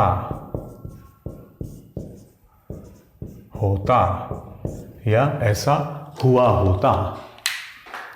देखते हैं क्या यहाँ पे सपोजिशन है, क्या यहाँ पे चीजें सामने हो रही है या कल्पना की जा रही है। निशा प्रोबेबली, ओ इसका मतलब वहां पे नहीं है, शायद निशा ने, ठीक, caught up the bus by now, अब तक तो बस पकड़ ली होगी, शायद प्रोबेबली लगा है। देखिए प्रोबेबली को अंडरलाइन कर दिया साथियों, तो मैं तो कहता हूं पहला यूं ही कट गया, क्योंकि मस्ट कहता है अवश्य, प्रोबेबली कहता है शायद। पहले आप शायद लगा रहे हो और फिर कह रहे हो अवश्य, दोनों एक साथ नहीं आ सकते, तो 1 कट गया। दूसरा कहता है विल कैच, यानी ये बात करता है फ्यूचर की, और बाय नाउ का मतलब हो गया प्रेजेंट, नाउ के नीचे लिखो प्रेजेंट। अब तक, यानी अब तक का मतलब ये हो गया कि ये बात अब की और अभी से कुछ समय पहले की हो रही है, लेकिन फ्यूचर की नहीं हो रही है, इसलिए ऑप्शन 1 कट गया, 2 कट गया। 3 कहता है शैल हैव कॉट, ठीक, और दूसरा है वुड हैव कॉट। अब हमको इन दोनों में डिसाइड करना है, शैल हैव कॉट या would have cot. Shell have cot में फिर वही बात आ गई है भैया, फ्यूचर, परफेक्ट। अच्छा, शैल हैव कॉट फ्यूचर, ठीक, पकड़ चुकी होगी, और वुड हैव कॉट, ठीक, ठीक है, शायद पकड़ ली होगी। ओ, ये तो काफ़ी क्लोज क्वेश्चन हो गया भाई। Nisha probably would have caught up the bus by now, और Nisha probably shall have caught, ठीक, क्या लगाते हो, ठीक, पकड़ चुकी होगी, ठीक है, भविष्य में यह काम हो चुका हो, नहीं, तीसरा भी साथियों कट जाएगा फ्यूचर की वजह से, क्योंकि शैल हैव भी कहता है फ्यूचर परफेक्ट, यानी वो काम जो आने वाले भविष्य में हो चुका होगा, और बाय नाउ कहता है अब तक, यानी प्रेजेंट में जो काम हो चुका है, ठीक। तो पहला कट गया मस्ट की वजह से, प्रोबेबली की वजह से मस्ट कट गया, ठीक। सेकंड और फोर्थ कटा, सेकंड और थर्ड कटा बाय नाउ की वजह से, क्योंकि बाय नाउ साफ साफ कहता है, ठीक, मैंने क्या बोला आपको, बाय नाउ का मतलब हो गया अब तक, यानी ये बात कर रहा है किसकी, सिर्फ कौन से टेंस की, प्रेजेंट की, और दूसरा और तीसरा बात कर रहे हैं फ्यूचर की, इसलिए लॉजिक के ग्रामर के हिसाब से दूसरा और तीसरा भी कट गया। चौथा सपोजिशन में है कि वुड हैव, अब तक तो वो बस पकड़ चुकी होगी और यहां से चली भी गई होगी, ठीक। तो आंसर आ गया, answer number 4, no improvement. Question number 28, right knowledge is a strong instrument for molding the character of the young। इसको आपको थोड़ा समझाना पड़ेगा, अभी बताता हूँ इसको। बस साथियों, सबसे कम वर्ड्स में जो मैंने इसको स्ट्रॉन्ग, क्योंकि ये बहुत क्लोज था, एक्चुअली जो लिखा है वो भी सही है, इसका आंसर नो इम्प्रूवमेंट भी आ सकता था क्वेश्चन नंबर 28 का। राइट नॉलेज, सही ज्ञान, इज अ स्ट्रॉन्ग इंस्ट्रूमेंट, एक बहुत ही मजबूत इंस्ट्रूमेंट होता है फॉर मोल्डिंग, या मोल्डिंग ऑफ द मोड़ना, घुमाना, चेंज करना, for moulding the character of the young, young के कैरेक्टर को मोल्ड करने के लिए सही ज्ञान एक बहुत ही ताकतवर इंस्ट्रूमेंट होता है। तो इसका आंसर पहला पावरफुल हो सकता है, दूसरा पोटेंट, जिसका मतलब भी हो गया स्ट्रॉन्ग हो सकता है, ठीक, और तीसरा हो गया हमारा स्ट्राइकिंग, स्ट्राइक करने वाला, हिट करने वाला, आक्रामक, इससे कोई मतलब नहीं हुआ, और चौथा कहता है नो इम्प्रूवमेंट। लेकिन क्योंकि दोनों आंसर हो सकते हैं, स्ट्रॉन्ग भी सही है, पावरफुल भी सही है, तो मैं आपको इसके डीपर मीनिंग में जाता हूं कि दोनों में कौन सा ज़्यादा किस चीज़ के लिए यूज़ किया जाता है साथियों। तो याद रखिएगा, स्ट्रॉन्ग जो है वो जनरली फिजिकल सेंस में ज़्यादा होता है, और पावरफुल जनरली सोशल और मेंटल सेंस में ज़्यादा यूज़ किया जाता है। भाई हम लोग बोलते हैं he is a very strong person, ठीक, तो है ना, the wrestlers are have a very strong body, ठीक, रेस्लर्स की बॉडी बहुत ही स्ट्रॉन्ग होती है, तो वो स्ट्रेंथ जो है वो मस्क्यूलर स्ट्रेंथ की बात हम लोग करते हैं, ठीक। और जो पावरफुल है हम लोग बोलते हैं the rich and the powerful, यानी the prime minister is a very powerful person, US president is the most powerful man in the world. तो क्या वो ताकत के हिसाब से पावरफुल होता है, ठीक, या फिजिकल ताकत के हिसाब से होता है, या सोशल, मेंटल और, ठीक, रिसोर्सफुल पर्सन हो जाता है, ठीक। तो सीधी सी बात है, बेटर आंसर हमारा आ जाएगा आंसर नंबर 1। और पोटेंट भी जनरली हम लोग फिजिकल सेंस में ज़्यादा यूज़ करते हैं, जिसके अंदर शारीरिक क्षमता ज़्यादा हो, पोटेंट। तो बेस्ट आंसर आ गया साथियों हम लोग का answer number 1। Question number 29, mister Clark, अब इसमें टाइम वेस्ट नहीं करूंगा, सीधा सीधा आंसर नंबर 3 हो जाएगा। सिंस 2005 को अंडरलाइन कर दो, तो क्लियर है, सिंस आ चुका है, फॉर आ चुका है, तो परफेक्ट कॉन्टिन्यूस होना चाहिए। यहां सिर्फ एक आंसर ही परफेक्ट कॉन्टिन्यूस है, वो है answer number 3, has been staying. Question number 30, my sister said that it sometimes took her 1 hour, मेरी बहन कहती थी कि कभी कभी उसको 1 घंटा लगता था टू पुट हर मेकअप, अच्छा, मेकअप करने में, to put up, put up का मतलब होता है अपनी बात को आगे रखना, पुट ऑन वो धारण करना, पहनना, ओढ़ना, ठीक, भेष बदलना, ठीक, हो सकता है। पुट ओवर का कोई सेंस निकल के नहीं आता है, और no improvement, put her makeup, makeup रखना, मेकअप रखना नहीं, पुट ऑन यानी मेकअप, ओढ़ना का मतलब है किसी चीज़ को अपने ऊपर लागू, अपने ऊपर लेना, चाहे वो ड्रेस हो और चाहे वो पाउडर, लिपस्टिक या इस टाइप की मेकअप वाली कोई चीज़ हो, ठीक। तो हमारा बेस्ट आंसर आ गया पुट ऑन, धारण करना, ओढ़ना, पहनना, अपने ऊपर अप्लाई करना। और पुट अप का मतलब जाता है किसी चीज को एक्सप्रेस करना। ठीक साथियों, पुट अप आप कह सकते हैं, पुट अप, पुट अक्रॉस। ठीक, इन दोनों का मीनिंग करीब करीब आता है एक्सप्रेस, व्यक्त करना, कन्वे। ठीक, यानी किसी चीज को सामने रखना। और पुट फॉरवर्ड, ठीक है, थोड़ा थोड़ा मीनिंग चेंज होगा लेकिन बेसिक मीनिंग तीनों का एक ही रहेगा। ठीक, चीजों को सामने लाना या सामने रखना या व्यक्त करना या दूसरों से कहना। क्वेश्चन नंबर 31 पे आ जाते हैं हम लोग। Ceremony of crowning a king. ठीक है, जो ज्यादा इंपॉर्टेंट वर्ड होगा उसी पे ध्यान देंगे। पहला आ गया कैथेरसिस। कम आता है ये। कैथेरसिस का मतलब जाता है भावनाओं का सामने आना। ठीक, एक्सप्रेशन ऑफ इमोशंस। ठीक, कैथेरसिस लिख देता हूं।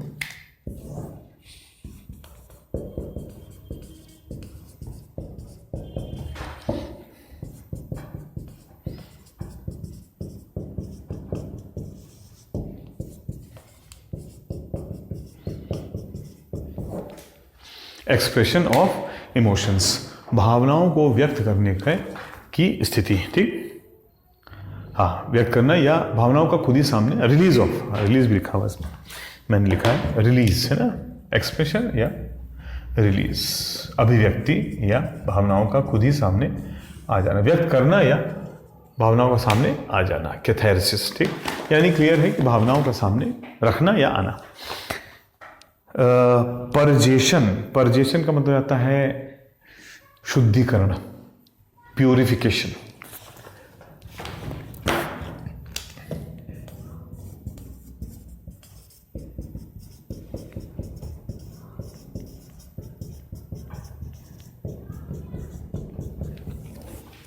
प्यूरिफिकेशन, शुद्धिकरण। ठीक, आप हिंदी में लिख सकते हैं। कैनिबल का मतलब आप जानते होंगे, नरभक्षी, ह्यूमन ईटर, मानव भक्षी। ठीक, मानव का मांस खाने वाला कोई जानवर या कोई भी। और कोरोनेशन का मतलब राज तिलक, अभिषेक, है ना, राज तिलक। तो आंसर आ गया, आंसर नंबर 4। वन वर्ड चल रहा है। Question number 32, substitution of a mild for a very blunt expression. देखिए, इसका मतलब ये हो गया, क्या सेंस क्या निकल के आया। ठीक, यानी हमने कोई बहुत ही हार्श, कुछ कड़वे शब्द बोलने थे लेकिन हमने उसको मिठास घोलते हुए कड़वी बात बोलना, जिससे कि आदमी को वो चीज़ बुरी ना लगे। मिठास घोलते हुए कड़वी बात बोलना यूफेमिज्म इंग्लिश में कहते हैं। बस सीधा सीधा आंसर इसका 1 हो जाएगा। देखिए, यूफेमिज्म मीन्स या तो बातों को बढ़ा चढ़ा के बोलना या कड़वी बात को चीनी घोल करके बोलना ताकि वो उतनी बुरी न लगे। ठीक, बाकी जो वर्ड है उसमें ट्रूइज्म, सच्चाई, सत्यता। हाइम, हाइम का मतलब हो गया भाई भजन, कीर्तन। ठीक, divine music and songs, hymn. ठीक, ईश्वर की प्रशंसा में कही गई बातें, हाइम्स। ठीक, गीत के रूप में। और कैल्यूमनाई तो हम लोग फिर भाई ल्यूम, ल्यूज, ल्यूक में डिस्कस कर चुके हैं। 101 वर्ड्स जो हमारे थे, मेरी जो सीरीज थी 100, 101, 102 आ चुका है। अगली 103 तैयार है, वो भी आने वाली होगी। तो कैल्यूमनाई का मतलब ये हो गया, ठीक, कलंकित करना, किसी की चमक को फीका करना। 33, believe that war and violence are unjustified. ये मानना कि भाई युद्ध जो है वो ठीक नहीं है, यानी शांतिवाद। फिलिस्तीन, फिलिस्तीन का मतलब हो जाता है हमारा, ठीक, क्या बोलते हैं,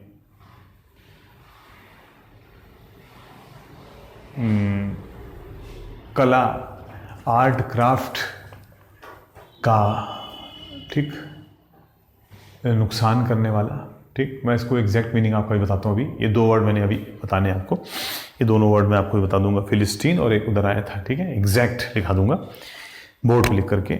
पैसिफिज्म का मतलब हो गया शांतिवाद। ठीक, पीस से बनता है वर्ड ही, पीस प्लस ISM, शांति, ISM वाद। आइकोनोक्लास्टिक का मतलब है, हम कह सकते हैं मान्यता भंजक, destroyer of rules and norms. ठीक, लिख देता हूं।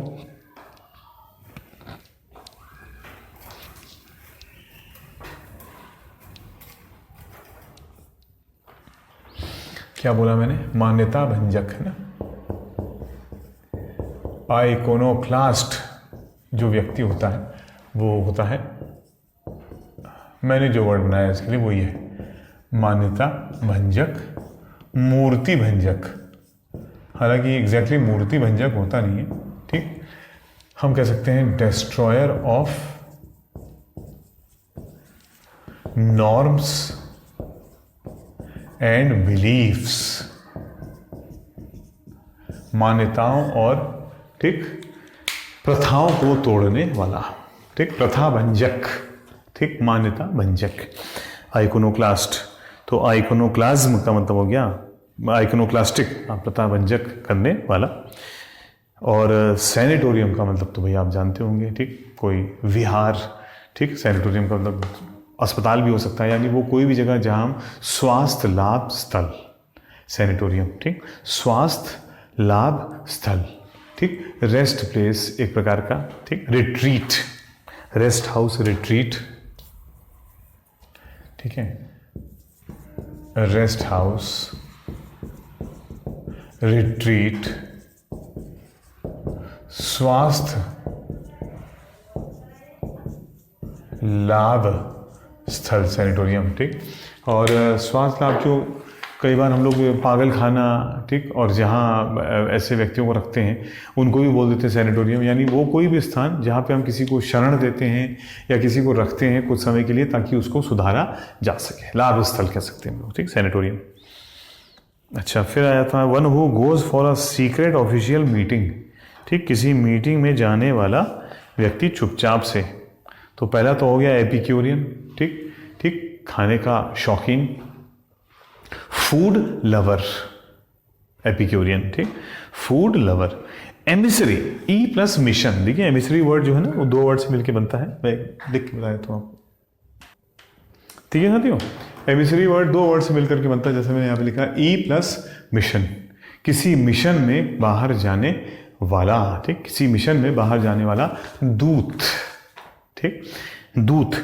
तो और यहाँ पे सीक्रेट लिखा हुआ, जरूरी नहीं कि दूध हमेशा सीक्रेट मिशन से ही जाए, लेकिन एमिसरी दूध के लिए भी आ सकता है और एक गुप्त दूध के लिए भी आ सकता है। तो यहाँ पे जो बेस्ट आंसर है वो दूसरा ही है। सेलिब्रेट का मतलब हो गया ब्रह्मचारी। ठीक, सेलिब्रेट, हाँ, ब्रह्मचारी। ठीक, यानी जो कभी भी विवाह या कभी भी किसी भी प्रकार के फिजिकल रिलेशन में इन्वॉल्व ना हुआ हो। ठीक, किसी भी प्रकार के शारीरिक संबंध में इन्वॉल्व ना हुआ हो, ब्रह्मचारी। और रोग का मतलब आप जानते होंगे, विकेड अभी आया था, आपने पढ़ा होगा। ठीक, बहुत ही बुरा व्यक्ति।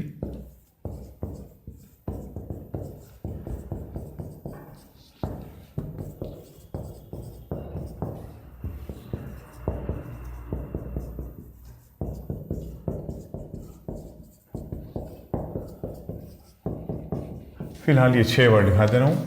ठीक, रोग का मतलब हो गया कि बहुत ही बुरा अपराधी, दुष्ट व्यक्ति, रोग। विकेड, ठीक, क्रूक, क्रिमिनल, अपराधी, विशियस, बहुत ही ठीक बुरा व्यक्ति। वाइस से बनता है ना, अभी हम लोगों ने वर्च्यू एंड वाइस पढ़ा था ना, याद है? तो वाइस नाउन से यानी अवगुण, और ये हो गया अवगुणी, अवगुण वाला। ठीक, तो साथियों वो दो वर्ड जो मैंने लिखाए थे उसको आप एक बार प्लीज़ देख लेना। मैं आपको रिपीट कर रहा हूँ क्योंकि मैं यहाँ पे देखूंगा तो मुझे पूरा स्क्रीन रोकना पड़ेगा, और दूसरा मोबाइल मेरे पास में अभी है नहीं। 33 का 1 फिलिस्तीन। ठीक, उसको आप एक बार अपनी तरफ से भी देख लेना, उसका एग्जैक्ट मीनिंग। ठीक, क्योंकि मैं यहाँ पे लिखा दूँ और वो थोड़ा सा भी अगर इधर उधर हो जाए तो मैं वो नहीं काम करना चाहता हूँ। और उसके अलावा आया था 13 नंबर में 4 टार्डी। मुझे मीनिंग पता है लेकिन थोड़ा सा भी दाएँ बाएँ मैं नहीं लिखाना चाह रहा हूँ क्योंकि आपको गलत होना चला जाए। तो 13 का 4th। तो साथियों क्वेश्चन नंबर 35 पे आते हैं और क्वेश्चन नंबर 35 कहता है सेंटर ऑफ अट्रैक्शन। ठीक, 34 का आंसर था आंसर नंबर 2 एमिसरी, निकल गया था। और 35 सेंटर ऑफ अट्रैक्शन का मतलब हो जाता है ठीक, सेंटर ऑफ अट्रैक्शन यानी आँख का सबकी आकर्षण का केंद्र, ठीक, हिंदी में कहेंगे आकर्षण का केंद्र। और कौन है इन चारों में आकर्षण का केंद्र, ये देख लेते हैं। पहला कहता है हेदनिस्ट। हेदनिस्ट एक बहुत ही महत्वपूर्ण शब्द है जिसका मतलब क्या रहता है,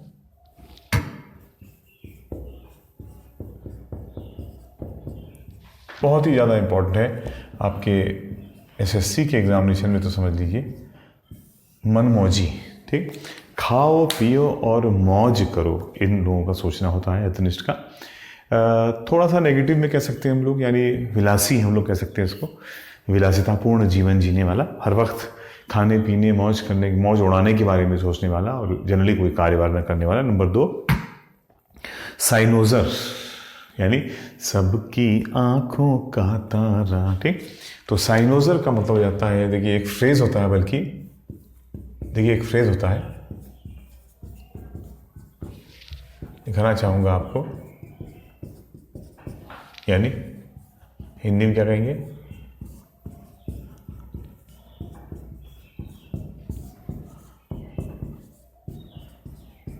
हिंदी में इसको ये बोलेंगे, सबके आकर्षण का केंद्र, साइनोजर ऑफ ऑल आइज, ठीक।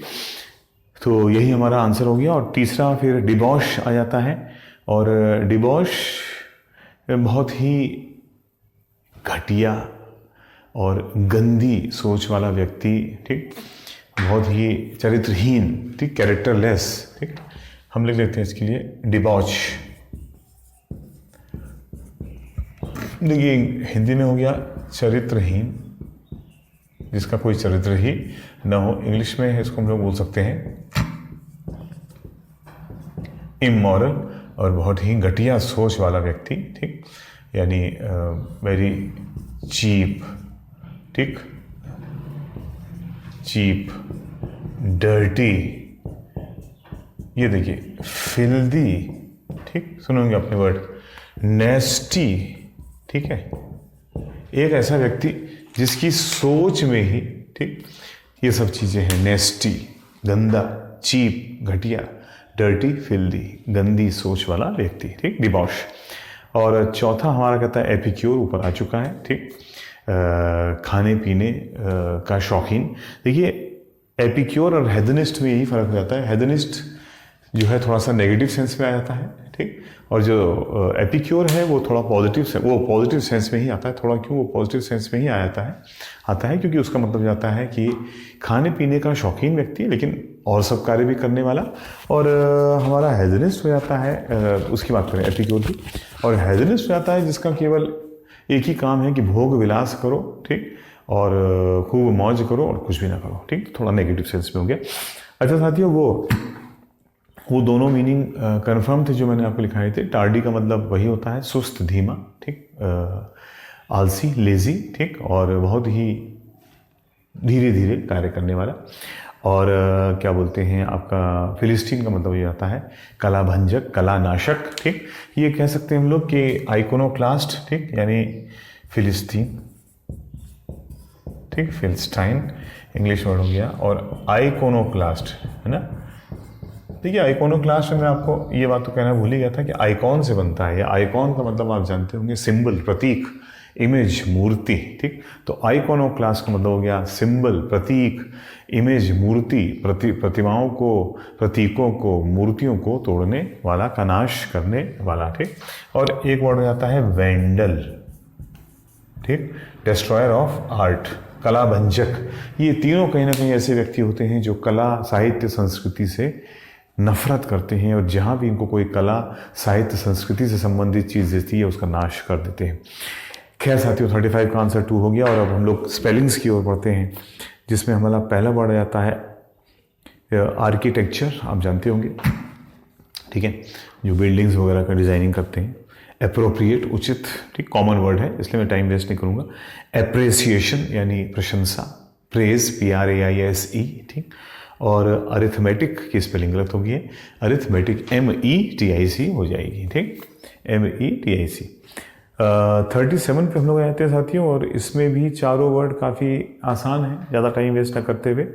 इक्विलिब्रियम, इक्वल से बन रहा है, यानी इक्विलिब्रियम यानी बराबर, यानी बैलेंस, ठीक, तराजू।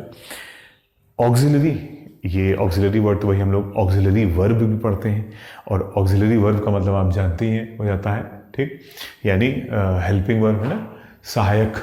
तो ऑक्सिलरी का मतलब हो गया हेल्पिंग, सहायक, असिस्टेंट, ठीक। बटालियन आर्मी की होती है, ठीक। और डिफरेंशिएट यानी डिफरेंट का मतलब अलग, एटी का मतलब करना, कुछ अलग करना, भिन्न करना, दोनों के दो या दो से अधिक चीज़ों के बीच में कुछ डिफरेंशिएट यानी कुछ उनके बीच में भिन्न करना, अलग करना, ठीक, उनको किसी आधार पे उनके बीच में कुछ क्लासिफिकेशन, वर्गीकरण करना उनका। 38 पे पहला वर्ड साथियों बड़ा इंपॉर्टेंट, एक्सैस्पिरेशन, यानी एक प्रकार का होपलेसनेस, निराशा, लाचारी, ठीक, एक्सैस्पिरेशन।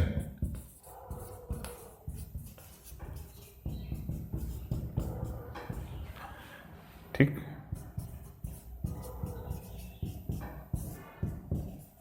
होपलेसनेस है ना। और एक बड़ा ही एक नेगेटिविटी हम कह सकते हैं, नकारात्मकता है ना, और सेंस में भी आ सकता है, उदासी और बहुत ही परेशान हो जाना, ठीक। तो एक नकारात्मकता, नेगेटिविटी, एक्सैस्पिरेशन इंपॉर्टेंट वर्ड है, सॉरी, नाउन है।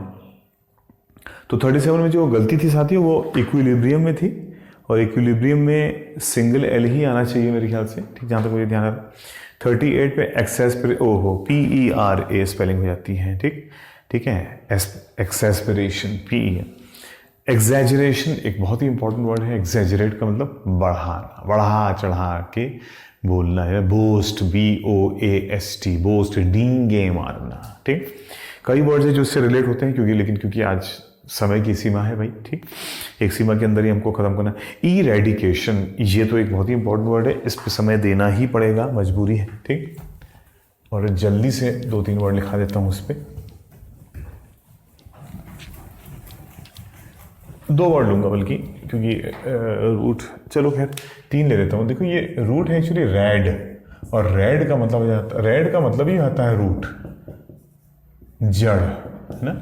और इससे बनने वाला देखिए सबसे पहला वर्ड, ताकि आप याद रखें इसको, रेडिश, यानी हम लोग बोलते हैं रेडिश यानी मूली को बोलते हैं, ठीक। और अब जरा इसका मीनिंग बताना क्या निकल के आएगा, देखिए एक वर्ड, इरेडिकेट, ठीक। तो बड़ा क्लियर है, रेडी का मतलब हो गया मूल, ठीक, एटी का मतलब करना, और ई का मतलब हो गया बाहर।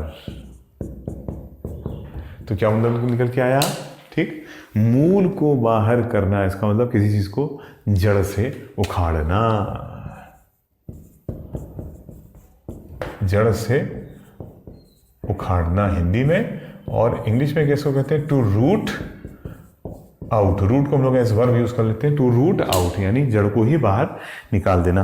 और ATE वही TIO इनमें कन्वर्ट होकर क्या बन जाएगा, इरेडिकेशन, यानी हिंदी में कहते हैं इसको उन्मूलन, प्रोसेस टू रूट आउट,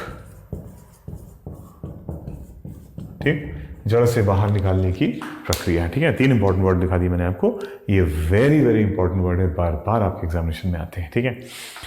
और साथियों चौथा वर्ड आ गया इक्विवोकेशन, ठीक। इसको मैं लिखाऊंगा तो नहीं, इसको मैं आपको बता देता हूं ताकि आप भूलें ना इस वर्ड को कभी, ठीक। कोई खास बात नहीं है, बहुत ही सिंपल वर्ड है, 3 वर्ड से मिलकर के बन रहा है, ठीक। इक्वल का मतलब बराबर, यानी प्लस माइनस दोनों की बात। वोक का मतलब वॉइस, VOC, वोक का मतलब होता है वॉइस, बोलना, आवाज, ठीक। तो और TION का मतलब प्रक्रिया, यानी प्लस माइनस का मतलब यस और नो, लो भाई, यानी दोनों ही तरह की बातें बोलना, प्लस भी बोलना, माइनस भी बोलना, इधर भी बोलना, उधर भी बोलने की प्रक्रिया, यानी कंफ्यूजन या ये कहिए डाउट, ठीक।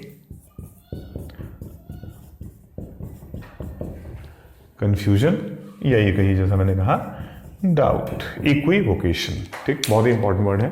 अनक्लैरिटी यानी अस्पष्टता, ठीक। अच्छा, और गलती एक्सैस्पिरेशन वो तो उन्होंने कर लिया। 39 इंटेलिजेंस का मतलब बुद्धिमानी, आइडेंटिकली मतलब आइडेंटिकल का मतलब सेम टू सेम, ठीक, बिल्कुल हू बहू, वैसे का वैसा। तीसरा इनफ्लेमेबल की स्पेलिंग गलत है, आप देख सकते हैं इनफ्लेमेबल में डबल एम होगा। और इनफ्लेमेबल आपने ट्रक्स देखे होंगे जो गैस या डीजल या पेट्रोल ले आते हैं, उन ट्रक्स के बाहर लिखा होता है इनफ्लेमेबल, यानी ज्वलनशील, इसको आग लगाई जा सके। ठीक है, आप नोट करना, मैं लिख नहीं रहा हूँ उसको। ठीक, ज्वलनशील, ठीक, जिसको जलाया, जिसको फ्लेम दी जा सके, जिसको जलाया जा सके। ठीक, इमीडिएटली का मतलब हो गया तुरंत। और 40 नंबर पे पहला वर्ड साथियों बहुत ज़्यादा एसएससी में आता है, बार बार ये लोग पूछते हैं, जेनाइटर। ठीक, और जेनाइटर का मतलब होता है एक प्रकार का केयर टेकर। हाँ, जेनाइटर, हाँ, केयर टेकर या दरवाजे, प्रहरी भी हम लोग कह सकते हैं, गार्ड टाइप का। ठीक, जेनाइटर, ये देखिए यहाँ लिख देता हूँ, केयर टेकर, ठीक, अटेंडेंट, ठीक, अटेंडेंट की स्पेलिंग चेक कर लेना भैया। ठीक, और इसको हम लोग ये भी बोलते हैं डोर कीपर, इसलिए भी हिंदी में हो जाता है प्रहरी। ठीक है, और दूसरा वर्ड फटाफट देखते हैं साथियों, ऑर्डिनरीली, ऑर्डिनरी, सामान्य। इनसोबरिटी, देखिए सोबर का दो मीनिंग रहते हैं। सोबर हम लोग बोलते हैं he is a very sober person, यानी बहुत ही सीरियस और बहुत ही गंभीर, धीर गंभीर व्यक्ति। ठीक, और सोबर का एक दूसरा सेंस में आता है कि जब कोई क्या बोलते हैं, हाँ, वेल मैनर्ड, यानी तौर तरीके सही हो। कहने का मतलब ये कि सोबर का तो मीनिंग वही रहता है, लेकिन सोबर जब इन सोबर में कन्वर्ट हो जाता है तो उसके दोनों मतलब जाते हैं, जो धीर अधीर, जो धीर गंभीर ना हो, यानी हल्का फुल्का व्यक्ति। लेकिन दूसरा इसका मीनिंग हो जाता है, इन सोबरिटी का मीनिंग होता है शराब पिए हुए।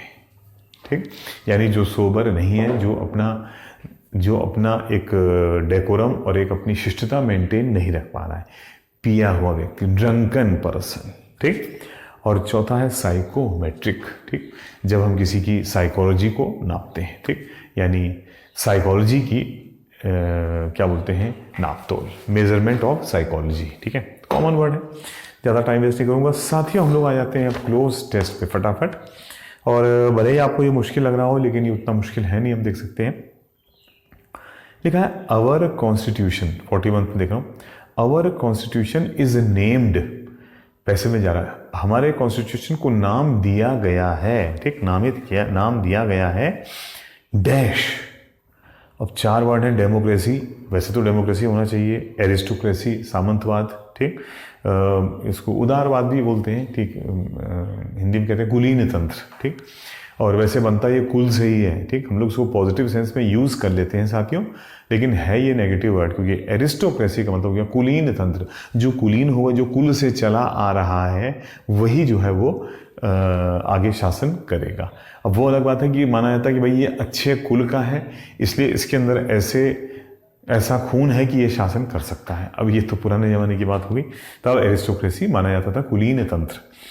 प्लूटोक्रेसी, प्लूटो आपको पता ही होगा भाई, प्लूटो का मतलब हो गया भाई, ठीक, क्या बोलते हैं, कुछ। ठीक, सॉरी, धन। ठीक, प्लूटो का मतलब हो गया धन, तो प्लूटोक्रेसी का मतलब हो गया धनतंत्र, अमीर शाही। ठीक, और क्योंकि प्लूटो मीन्स मनी ना। और थियोक्रेसी तो आप जानते हैं। ठीक, मैंने खुद ही इतना बड़ा सेशन ले रखा है इसमें, एक पहला दूसरा सेशन में ही है शायद। थियोक्रेसी यानी ईश तंत्र, ईश्वर के नाम पर किया गया शासन। तो हमारा कॉन्स्टिट्यूशन इज नेम्ड, हमारे कॉन्स्टिट्यूशन को क्या कहा गया, वैसे तो डेमोक्रेसी कहा गया, लेकिन आगे भी देख लेते हैं, because it is in the, because लगा है, बिकॉज को अंडरलाइन कर दो साथियों, क्योंकि, यानी क्लियर है, जो बात कही गई है उसी बात को आगे बढ़ाते हुए डबल प्लस या डबल माइनस। यहाँ पे डेमोक्रेसी की बात की गई, तो आगे बात भी डेमोक्रेसी से ही, जनतंत्र से ही संबंधित होगी। Because it is in the hands, क्योंकि यह, यानी संविधान, याद रखिएगा क्लोज टेस्ट में ये बड़ा इंपॉर्टेंट होता है कि किसकी बात चल रही है। बात चल रही है अवर कॉन्स्टिट्यूशन की। हमारे कॉन्स्टिट्यूशन को कह रहा है जनतंत्र कहा गया है, क्योंकि हमारा constitution is in the hands of, के हाथ में है, लेकिन नॉट लगा बीच में, के हाथ में नहीं है। It is in the hands not of the dash, the को भी अंडरलाइन कर देंगे साथियों। द का मतलब है एक नाउन आएगा यहाँ पे एक। ठीक, तो अच्छा खैर चारों में कुछ नाउन और कुछ एडजेक्टिव आ रहे हैं, लेकिन आगे देखते हैं। ओ एक वर्ड ने हमारी बड़ी अरे पूरे नहीं बड़ी मदद कर दी, बट लग गया इस बार। देखिए बट को अंडरलाइन किया जाए और बट तो रिवर्स करता है। अगर बट गुड कहा गया है तो क्लियर है बट गुड से पहले बैड था, ठीक है, बट गुड से पहले बैड था। यहाँ बट के बाद भी लिखा है बट ऑफ द मैनी, ठीक है, ठीक है, यहाँ पे लिख देता हूँ मैं एक बार शॉर्ट में, हालांकि ऐसी कोई खास बात नहीं है, फिर तो क्लियर है कि एंटोनिम वाला हिसाब चल गया। ठीक है साथियों, लिखा है बट ऑफ द मैनी, तो क्लियर है भैया, बट आ गया और यहाँ पे द मैनी आ गया है, तो यहाँ पे द मैनी का उल्टा आ जाएगा ऑफ द फ्यू, क्योंकि मैनी का एंटोनिम होता है फ्यू। ठीक है, आप कहेंगे लिटिल क्यों नहीं दादा? इसलिए क्योंकि पहले तो ये देखते हैं फ्यू और मैनी, ठीक, एक दूसरे के एंटोनिम्स मैचिंग इसलिए है क्योंकि इन दोनों के बाद में प्लूरल नाउन आता है, जबकि लिटिल के बाद में क्या आता है? प्लस सिंगुलर नाउन आता है। इसलिए लिटिल जो है वो इसका एंटोनिम नहीं हो सकता है, मैच नहीं कर रहे हैं वर्ड्स।